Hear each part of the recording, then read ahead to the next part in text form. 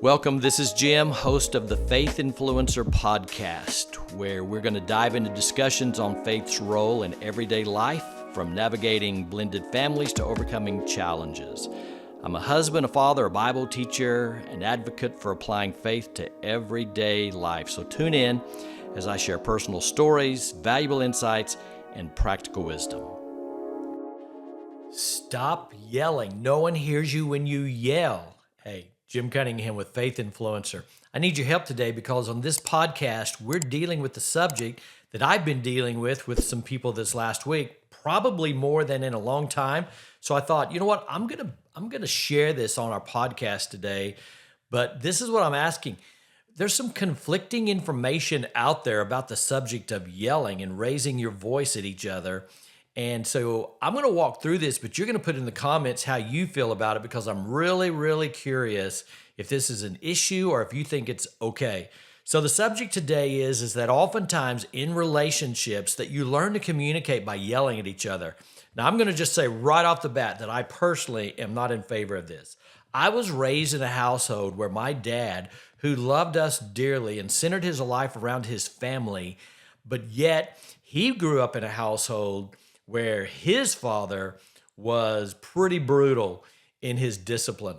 And so from that, my dad picked up this idea that yelling is how you get things across. And sometimes his voice was so stern and he would raise his voice that it created all this fear in me as a kid, I can remember. But worse than that, I can remember once that he was working on a car.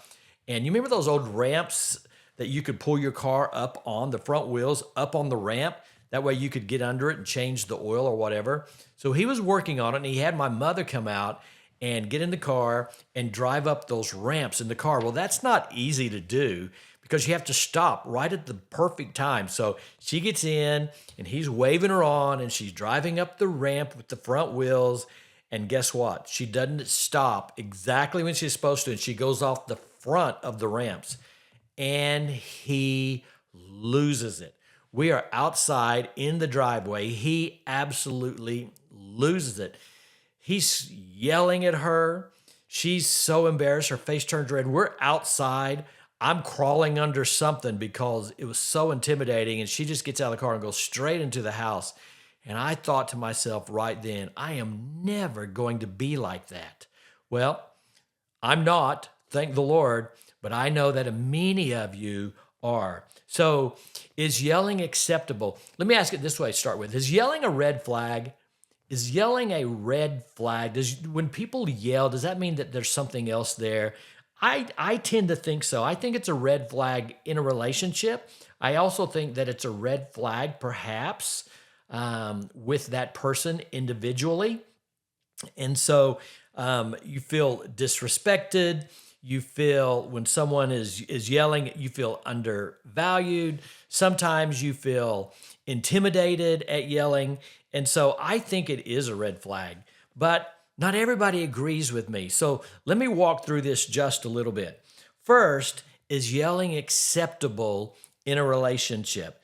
Psychologists say, and this is where I want you to say something below. Psychologists say that yelling can be a part of a healthy relationship. I read that and I thought, what are you talking about? How can yelling be a part of a healthy relationship? Well, listen, relationship psychologists, many of them say it can be. I don't know where they came from, but from where I come from, it's not acceptable. What do you think about that? Is it acceptable? Now, I've got some guys at my office and this is what they say. They say, yeah, we yell at each other, but we know we love each other, and that's just the way we communicate. So is that acceptable where the husband and wife agree with each other? Yeah, this is one of the ways we communicate, and it's acceptable. Is that okay? Psychologists who say that it's acceptable says it's fine unless it's tied to criticism or unless it's tied to defensiveness or to contempt. And then maybe in those scenarios, it's not okay. What do you think? So I'm going to say, just don't go there. Just don't do it. It never helps anything. And I want to show you why I think that. So what are the effects of being yelled at? Let's approach it from that side. My wife and I, we do not raise our voice at each other. But if she did raise her voice at me, it would be a major deal. It would absolutely be unacceptable. Because when you yell at someone, here's what happens. First of all, people tend to yell at other people because they want them to be afraid. I think a lot of times people are yelling, even husbands yelling at their wives. I know there are some wives who yell at their husbands, but it's more the other way. That is a piece of intimidation and manipulation. I'm just going to call it that. The reason I don't like it because I personally think that yelling is manipulation. I think you're manipulating someone by your voice. You're trying to get him to do something or to see something differently than how you see it now. So that's how they do it. They yell at you. But I'm going to tell you that as far as I'm concerned, and I'm going to have to say that I bet you, most of you agree with me, that no one hears you when you yell. No one hears you when you're yelling. Now, here's what the National Alliance of Mental Illness said. I jotted this down so I could get it right.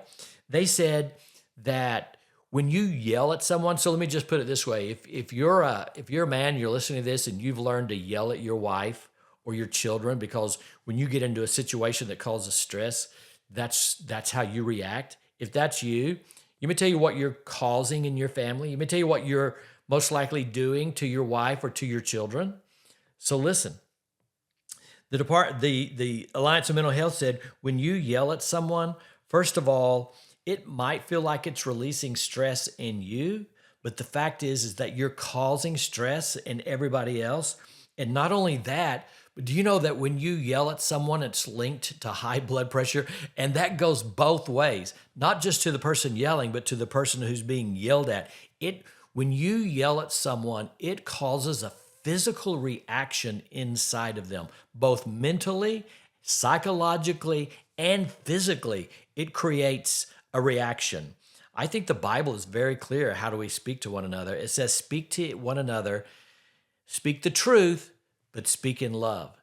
I don't see yelling anywhere in that scenario. So when you yell at someone, it makes them afraid of you. When you yell at someone, not only does it create fear, but it creates this flight syndrome. Who wants to be around that?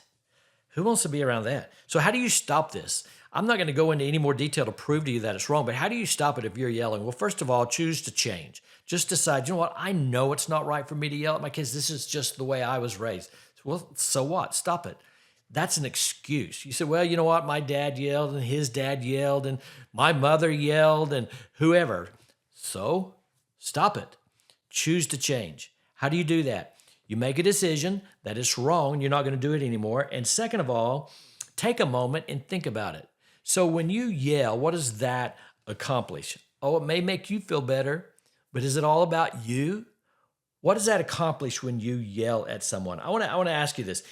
If you take a moment and you think about it, I was having this conversation with a lady the other day, and her son, this is a blended family, so you'll have to look at some earlier podcasts to understand really why I'm saying this.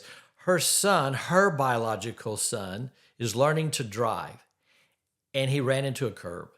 And when he ran into the curb, it bent the axle somehow that it caused about $600 worth of damage.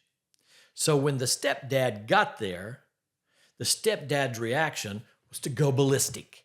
And that's what he did. He looked at the son, and the son was stupid, and the son knew better. And how could he do that? And he's going to pay for every penny of it. And he just went off.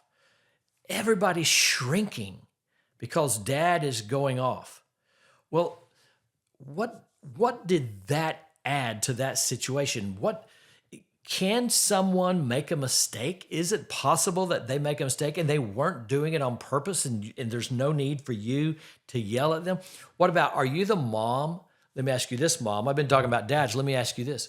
Are you the mom that if your kid spills something, you're going to yell? Stop it. Are you the mom that if your child breaks something on accident, I mean, it's just being a kid and they step on something or break something or they do something, that your reaction is to yell? Why put your kids through that? Don't put them through that. I'm going to say, at the risk of offending some of you, that you are yelling. Your yelling is proof that you personally have some issues in your life, unresolved. Now, this is a blended family podcast. And sometimes it's been said that blended families tend to have more of these types of issues than other families. And why is that? Because oftentimes blended families bring in issues when they remarry that were unresolved from the previous marriage. So sometimes when you come into a new marriage, a blended family marriage, you've been through a divorce, sometimes you have anger issues that you haven't dealt with. That's why 1,000 times I've told you, go to counseling. Sometimes if you don't, sometimes you'll bring in unresolved issues like anger and like manipulation and those kind of things. And lady, if you married a guy like that, it's why? It's your fault. You shouldn't have married. You say, well, I didn't know about it. Well, maybe that's fair, but it's like the lady, like my grandmother. My grandmother divorced my grandfather way back when you didn't get divorces because he became a full-fledged alcoholic and it ruined his whole life and their family. So they got a divorce. You know what she did? Several years later, you know, don't you? Before I even tell you, she remarried. And who did she remarry? An alcoholic. A stinking alcoholic. That's what happens sometimes in blended families. You find yourself remarrying that person you just left, that person who had the same issues. So maybe you need to say to that person, I can't handle this. I can't handle yelling. So if you're yelling, how do you stop? You choose to change. You decide that. You take a moment and say, is me yelling over someone spilling something a big deal? Is that worth it? Over an accident, is that worth it? Is there any forgiveness or anything at all in me where I don't have to respond that way? Maybe you should say this to yourself. Do I have some issues in my life that cause me to, why do I act this way? Why do I yell like this? I know it's not right. So take a moment and realize that it can be an extreme reaction. And then maybe do some things in your life to lower your own stress. Are you getting enough sleep? Are you getting exercise? Spend some time in prayer, spend some time reading your Bible, do some things like that to help calm those kinds of things.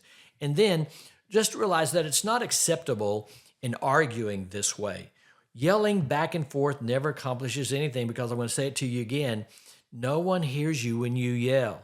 No one hears you when you're screaming. So it's not an acceptable way to argue. Now, I know some of you, and I'm going to say some of you ladies, I know some of you ladies are struggling right now because you married a guy who's not the biological father to your children, and he uses that voice with your children. He uses that stern voice like his stepchild aggravates him all the time. You know what I'm talking about because I've had this conversation 1,000 times. Just the way he talks to your son or your daughter, it's like he's always mad at them. And your kid has picked up on that. So here's what you got to do in that situation. You have to address the anger that he is showing to his kids. I've talked about this before. You have to confront him and say, do you realize, and you don't do it in an angry way, you do it like this. Do you realize that when you talk to my children, that you're always using a stern voice and they think that you're always mad at them and they think that you don't like them? Maybe you just need to be honest in a loving way. Maybe you need to start there and say that to him and see what his response was. In all honesty, I found that I was doing that. You can go listen to earlier podcasts and I get into that more, but I found that I was talking sometimes in a stern voice to my stepchildren and I didn't realize that I was. And when my wife came to me, lovingly, she did it the correct way and said, do you realize that when you talk to my son, this is what you're doing? And my reaction, and I hope your husband's reaction will be like this. My reaction was that I was sort of appalled at myself. I was angry at myself because then I realized, you know what? You're right. And I had to deal with why that was there, why I was doing that. And maybe you need to have that conversation. If they do not respond, then you're going to have to go to counseling. If they will not go to counseling with you, then you go to counseling by yourself. But don't just walk on eggshells all the time. That's what it does. It's okay to have disagreements. Let me kind of wrap it up this way. It's okay to have disagreements. It's okay that you don't see the same.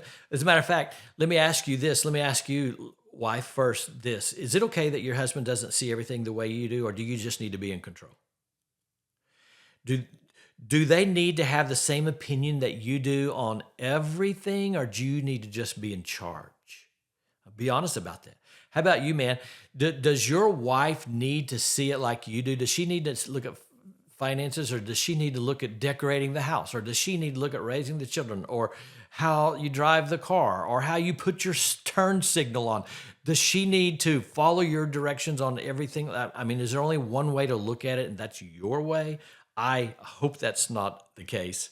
So, this little confronting, I hope this is where it ends.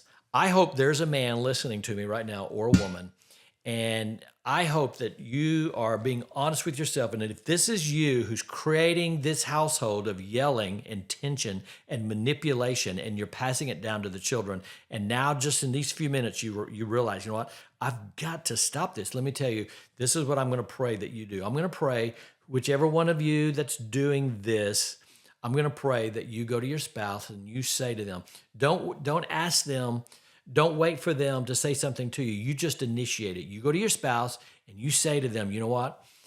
I'm convicted over the fact that I've gotten into this habit of raising my voice and talking stern to you and to the kids, and I don't want to be like that. And will you forgive me? Will you forgive me? That's what I want you to do. Either way, ma'am, you go to your husband, sir, you go to your wife, and you tell them why. You own it. Don't blame. You own it. You take responsibility. You confess, I don't want to be this way, and you ask for forgiveness. You know how powerful that is? There are some of your first steps to dealing with this thing of yelling at each other. Thanks for joining our podcast. I always appreciate it. I'm looking forward to your comments. We'll see you next time.